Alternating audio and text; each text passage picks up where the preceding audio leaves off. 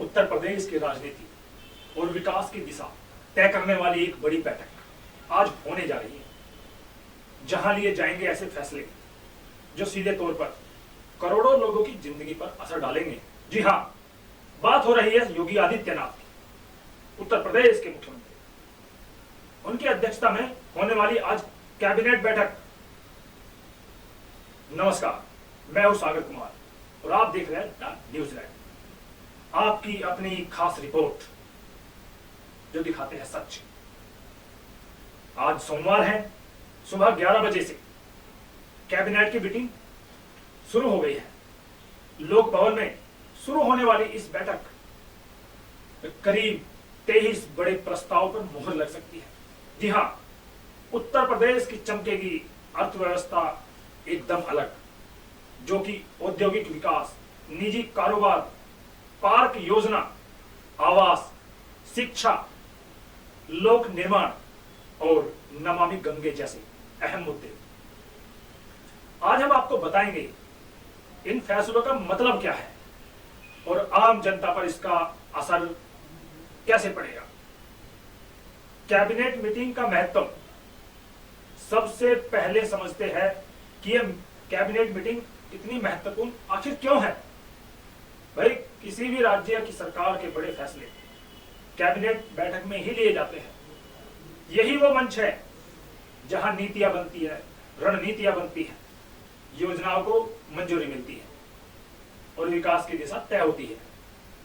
इस बैठक में शामिल होंगे कई वरिष्ठ मंत्री और हर विभाग अपने अपने प्रस्ताव पेश करेगा। औद्योगिक विकास, इंडस्ट्रियल डेवलपमेंट। अब बात करते हैं उस प्रस्ताव की जो उत्तर प्रदेश की अर्थव्यवस्था को नई रफ्तार दे सकता है। औद्योगिक विकास नीति, सरकार इसमें नए प्रावधान जोड़ने जा रही है। निवेश बढ़ाने पर जोर हो रहा है और नए उद्योग लगाने में आसानी कैसे हो, इसके बारे में चर्चा होगी। युवाओं के लिए रोजगार के अवसर कैसे, इनको उत्तर प्रदेश के यूथ को अवसर प्रदान करें, इन पर मीटिंग होगी। उत्तर प्रदेश को एक बड़ा इंडस्ट्रियल हब बनाने की तैयारी चल रही है।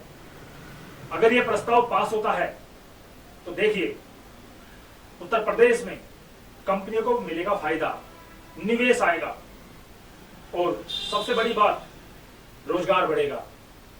निजी कारोबार पार्क योजना। अब एक और बड़ा प्रस्ताव हम आपको बता दें, प्राइवेट बिजनेस पार्क स्कीम। इस योजना के तहत निजी कंपनियों को इंडस्ट्रियल पार्क बनाने की अनुमति मिलेगी और बेहतर इंफ्रास्ट्रक्चर बेहतर होगा। छोटे और मध्यम उद्योगों को भी जगह मिलेगी और इसका सीधा फायदा आम जनता को होगा। अब वो कैसे होगा? अब आप अपना स्टार्टअप को स्टार्ट कर सकते हैं, छोटे व्यापारियों को इससे फायदा मिलेगा और स्थानीय रोजगार को मिलेगा। वो कैसे? जैसे हाउस और आवास, हाउस सेक्टर। अब बात करते हैं हाउस सेक्टर से। अब बात आम जनता की सबसे बड़ी जरूरत है, एक घर होता है। घर को कैसे बनाना है, कैसे नहीं बनाना है, उसमें सरकार कैसे आपकी मदद कर सकती है। सरकार आवास योजनाओं के नए प्रस्ताव ला सकती है, जैसे सस्ते घर। आजकल के समय में घर बहुत महंगे हो गए हैं। शहरी और ग्रामीण विकास में गरीब और मध्यम वर्ग के लिए राहत। अगर ये मंजूरी मिलती है तो उत्तर प्रदेश के अंदर लाखों लोगों का घर का सपना पूरा हो सकता है। अब शिक्षा की बात करते हैं, एजुकेशन सेक्टर। शिक्षा के क्षेत्र में भी अहम फैसले लिए जा सकते हैं, जैसे माध्यमिक शिक्षा में सुधार, स्कूलों के इंफ्रास्ट्रक्चर को मजबूत करना, डिजिटल शिक्षा को बढ़ावा देना सरकार का फोकस है।